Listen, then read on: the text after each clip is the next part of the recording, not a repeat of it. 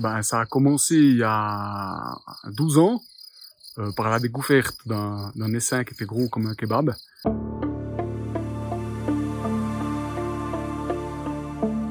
J'avais envie de travailler avec du vivant et puis j'adore le miel et puis c'est ce qui a fait le déclic.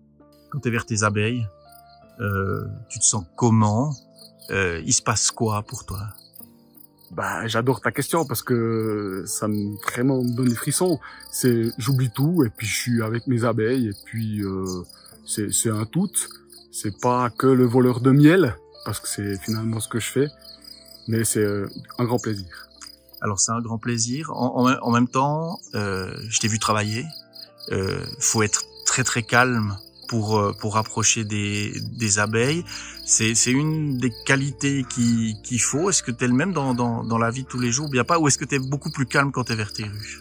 Alors je suis beaucoup plus calme quand je suis avec mes ruches. Je peux être aussi à l'inverse très colérique, mais quand je vais dans mes ruches, ça me calme. Et puis ben il faut être calme, sinon on fait des bêtises et puis on travaille mal. Alors pendant que tu étais là avec Patrice, avec le photographe qui a pris des photos de toi, tout d'un coup tu as dit regarde, elle est là. Je vais pas la marquer aujourd'hui.